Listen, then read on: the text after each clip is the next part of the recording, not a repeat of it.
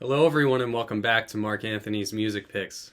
Today's episode number 163, and for this episode I'm going to be doing the third part in a series where I've been covering Ricardo Villalobos' top remixes. So before I get into the episode, if you want to watch, if you like Ricardo Villalobos, if you like his remixes and you like his esoteric sound, look down in the description. I will link you to the previous two episodes for this, and I will also give you the two thumbnails in the upper right and left corner for you to click on if you make it to the end of this episode.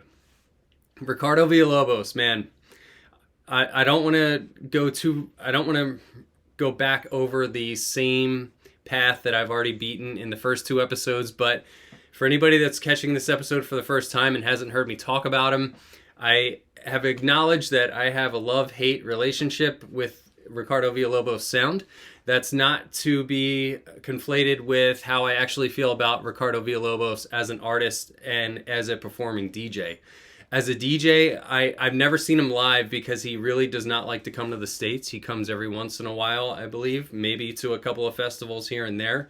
But for a while, when I was in my clubbing prime, he definitely was not coming to the U.S. I think he was mistreated at one point when he tried to come through customs, and he didn't appreciate it, and that was the end of it.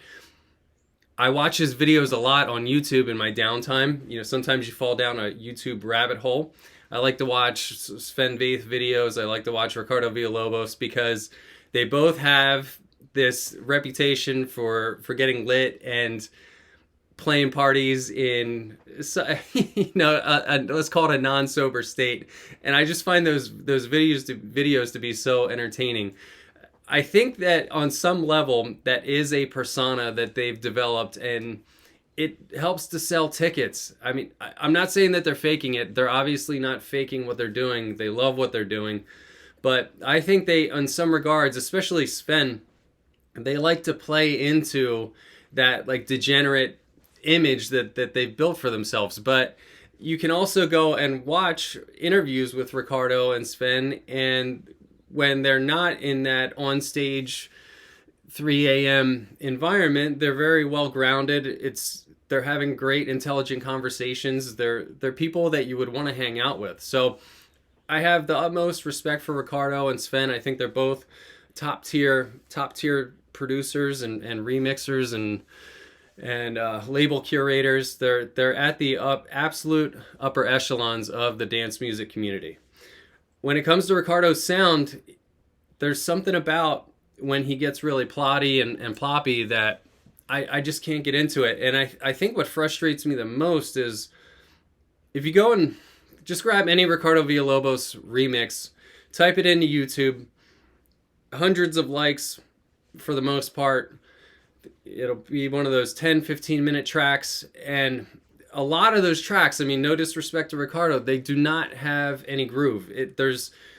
He uses that big bubbly kick drum it's kind of like muted and hard to discern. It's not a whack. It has no high end on it. It's all low end, and it kind of has this like rounded, rolly feeling to it.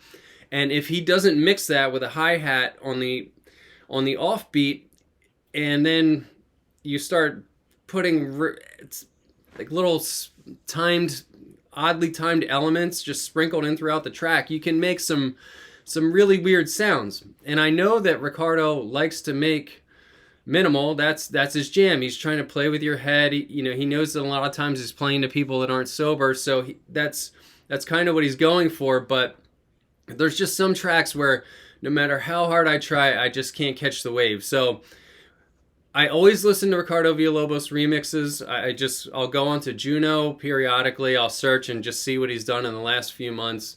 And I have to be really picky because a lot of times if I'm looking at the YouTube comments section, people are saying, oh, this is the greatest track ever. This is the best thing he's ever done. And I'm sitting there thinking, I don't get it. Like what I would have a hard time dancing to this, let alone listening to this. I don't understand what's going on here. So with that being said, love the guy. I love when he does connect with the ball because he puts it up into the upper deck. But for me, he only does it maybe 1 out of 5 times or 1 out of 10 times for when it aligns with my taste. And those are the types of remixes that I want to bring to you today. So for today's episode, I have 5 remixes. I'm going to go through them chronologically, and I hope you enjoy them. Now, I mentioned Sven Vath in the intro, and this is a recent acquisition for me. This is Sven Vath's Fireworks EP. Love the cover art. Like this has Sven written all over it. If you look at Sven's Sound of the Any Season cover art, he's generally on this vibe. And I watched a recent interview with Sven where he said even now that he's got to be close to 60, right? I don't know. In his 50s, he was saying that he was still a hardcore raver. I love that he said that. I mean, how can a 50 guy in his 50s like say that and pull it off with a straight face? But if there's anybody on this planet that can, it's Sven.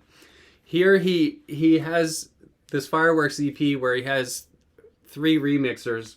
On the A1 is Danilo Vigorito. Probably tearing that guy's name up. I'm so sorry if I did. I haven't even listened to that yet. There's a Low Soul remix on the A2, which in my opinion is super underrated. If you want to check out this EP, listen to the Ricardo remix on the B and the Low Soul remix on the A2. The Low Soul is some crazy party time minimal tech house. I have a lot of Low Soul records, but this has got to be like in the top 3. And I was looking on Discogs thinking, why isn't there any review for this? I can't believe nobody's talking about it. It's just like perfect. It's like the epitome of tech house minimal, like that genre that Juno likes to do, to categorize these types of tracks into. Those like 6-minute jams. That's it. And on the B side, featuring Ricardo Villalobos, we have the track Cala Longa. I really like this. One thing I'll say, it would have been cool if it had some bit of a vocal in it. It doesn't, but it is one of the techier beats that I've ever heard Ricardo put out. I tend to like I like a lot of Ricardo's older tracks. When he was in the late 90s and early 2000s, he was making a lot more like clubby sounding tracks before he totally wandered off into the minimal obscurities that he tends to produce now. Cala Longa, to me, it has like a technological sound in the background to it. Almost like if you were in an elevator, a futuristic elevator. There's just tones and effects that are in the background that I think just make it a really unique track. So check out Cala Longa here, and I do want to say it's great to see that Sven and Ricardo paired up here back in 2003. If you just search Sven Vath and Ricardo Villalobos on Discogs, you'll see that they've crossed paths many times. They cross paths on the Cocoon compilations. Sven likes to add Ricardo's tracks into the Sound of the Nth Season. You'll see him appearing there, and you'll see Ricardo appearing on the Cocoon Morphs Tokyo series as well. So I'm sure that those two know each other well. I think that they feed each other music, probably behind the scenes, and what a duo.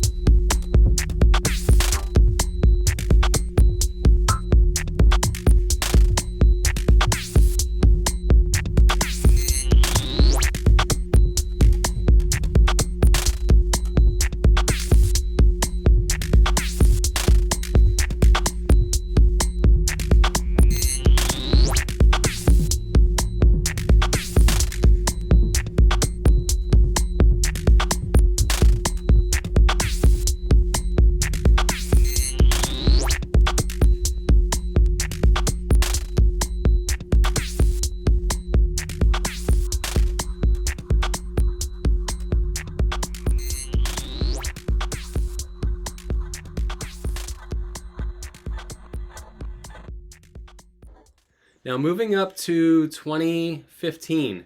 This was a recent acquisition that I made. Love the cover art for this. Love this.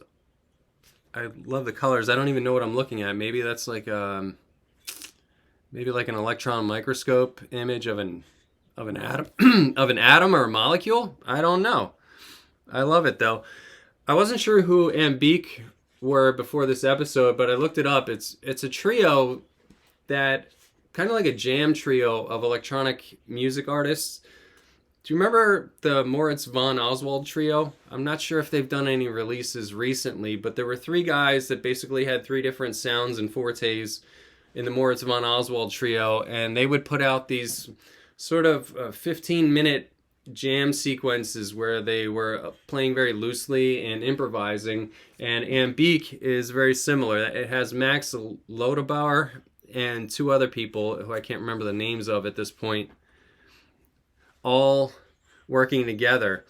So starting from the foundation of an Ambiq track, you knew it was going to be weird and wild, and then to have Ricardo come in and do his remix on top of that, this is definitely something to listen to at night. I've been playing this at night where I just turn the lights down. To me, I love the sound of it, like the slow motion chug. It's got to be a weird BPM. It might be like something strange like 113 or 116. It's something well below your normal 120 dancing threshold, but you could still bob your head and kind of nod along to it. It has a pretty haunted vibe, and to me, I just thought it really stood out in Ricardo's remix catalog as something that I can picture myself holding on to for the rest of my life. So this is the track called Tund, T-U-N-D, Tund, and it's remixed by Ricardo Villalobos.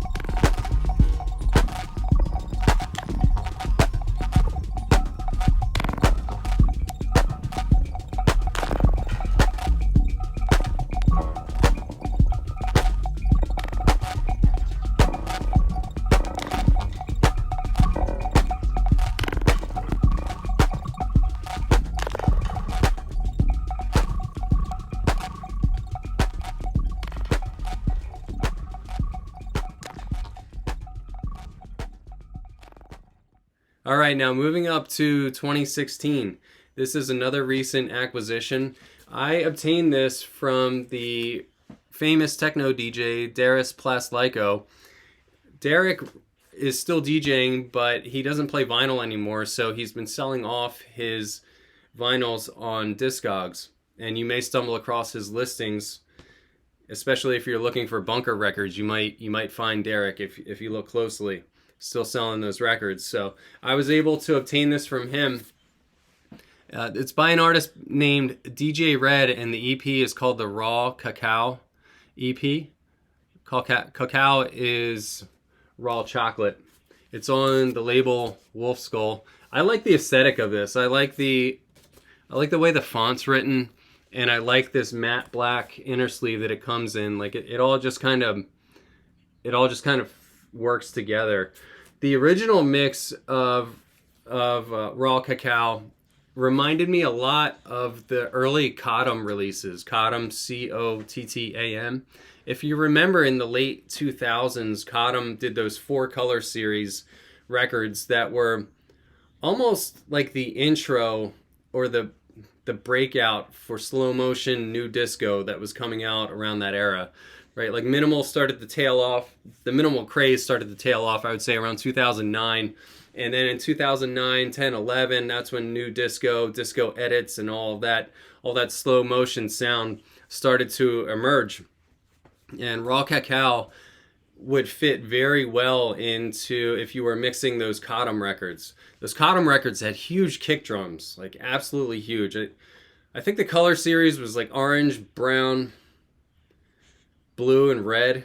Those might have been the four colors, and the people that were like the fans of those records really loved them. I mean, some of those were very expensive and hard to get back in the day. I've noticed that the prices have come down recently, but if you were trying to buy those a year or two after they came out, the prices, they were through the roof. But this is of the same sound. So if you liked that Cottom series, I think you would really like the original mix here of Raw Cacao.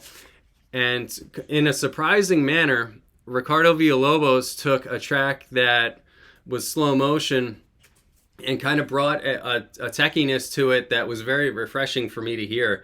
There's one particular element in Ricardo's version which is much more up-tempo than the original, where I notice on my stereo setup it's primarily coming out of the left channel, but it's just this rapid fire little, like, I guess snare hit. I don't know what to call it, but it kind of moves like a sine wave in its volume, like rapid fire and slow changes in volume, and that gives it a really nice momentum that I think would open it up very widely and nicely on a big system. So here we are with Ricardo Villalobos remix of Raw Cacao.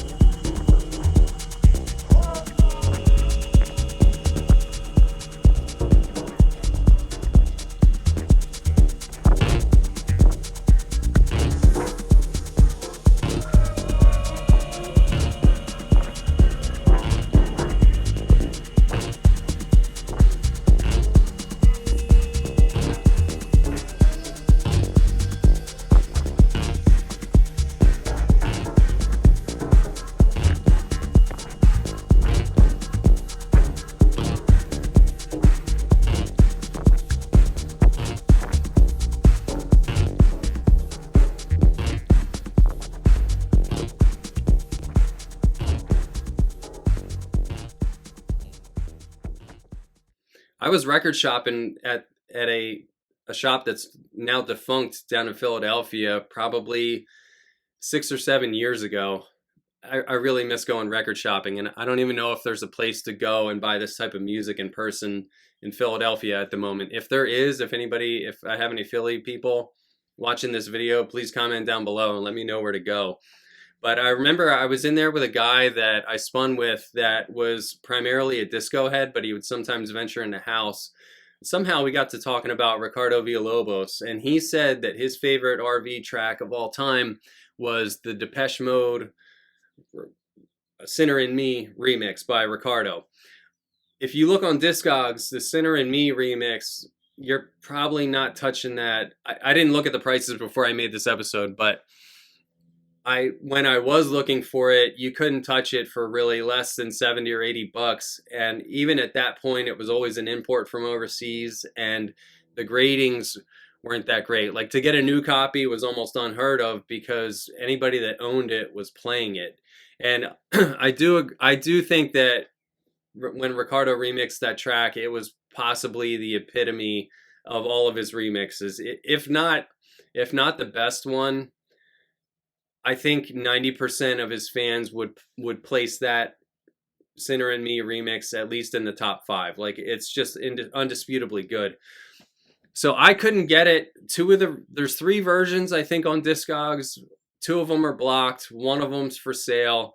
If you're looking on eBay, you might be able to get it there, but I hate buying vinyl on eBay because their interface looks like crap. It makes me think that the sellers are subpar, which in a lot of cases they are. And I just said, okay, I give up. I'm not going to buy Sinner and Me. I don't want to spend 120 bucks trying to import it from Europe and then have it get here and be all scratched up from some guy that used to play it every time he got wasted. I wasn't having it. And then during the pandemic, somebody snuck this release out. You see this? This is like a quiet little bootleg. And I'm going to show you the label.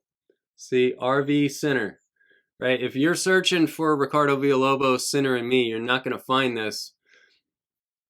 Actually, it would come up now because when you search in the Discogs index, it indexes people's comments. So if somebody says down in the review section, this is a remix of Ricardo Villalobos' Sinner and Me, it'll actually come up then. The same thing, it indexes the notes too. But for a while, this was hidden from me, and somehow, I don't know, I think what happened was I went and looked on Discogs on the one release that was for sale, and somebody had linked back to this, basically like breaking the secret, breaking the silence, and now you can get this for a much more affordable price because there are a lot of them. This record is crazy. I'm pretty sure this is a clone of the original. I'm pretty sure if it's not an exact copy of it, it has all of the same elements. I'm sure that all of the same elements are there. Whether or not it's rearranged, this is a 20-minute track. So like to even be able to say, yes, this is exactly like the other version that's on vinyl, I don't know, man. That's a lot of time to invest to sit there and try to pick it apart. But look, the grooves go all the way into the middle. I mean, a 20-minute record, you are pushing it to get that squeezed on the one side. And they did it. And the reason that they were able to get 20 minutes and I think 50 seconds out of this is because the grooves are tighter.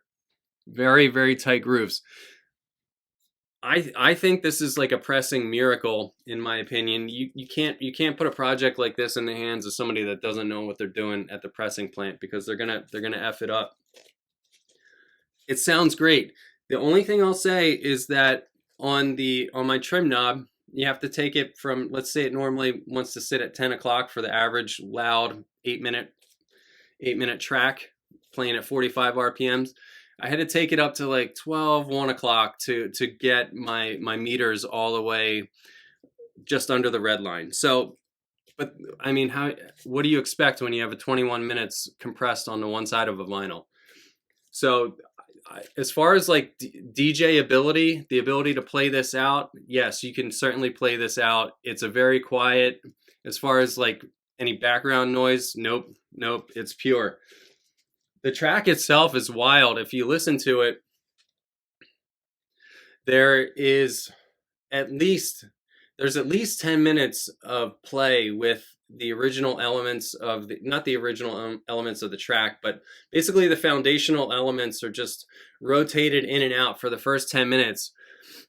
And you know it's the Sinner and Me remix because everybody knows that those crazy drums, like it's such a signature sound. It's hard to really confuse that with anything else. And just when you start to lose your patience, like, man, this better not be an instrumental, because I'm gonna be disappointed. There comes Dave Gahan's voice, that deep voice, and he's singing about his torture of being addicted to, like, basically trying to suppress his need to use substances. And you know, if you've done any reading about Dave Gahan, I mean, he's an incredible recovery story for Depeche Mode fans.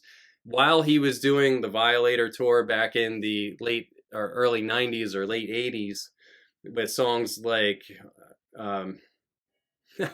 what's the I can't think of, all I ever wanted, all I ever needed. I can't think of the name of that song right now, but when he was doing that, he was high all the time. I mean, there are actually clips of him on stage, like kind of like doing drugs while he was performing. So for him to write a song about the Sinner and Me, I mean, if there's anybody qualified to write those lyrics, it's definitely Dave Gahan.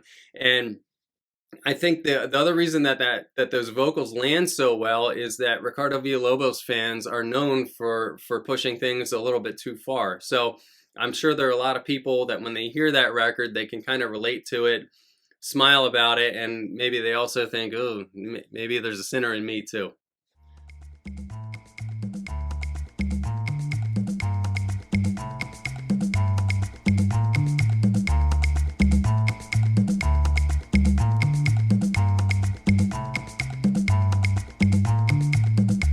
If I could just hide the sinner inside and keep him denied, how sweet life would be if I could be free from the sinner in me. I'll never be a saint. That's not a picture that your memory paints. Not renowned for my patience, I'm not renowned for my restraints. But you're always around, you can always be found to pick me up when I'm on the ground.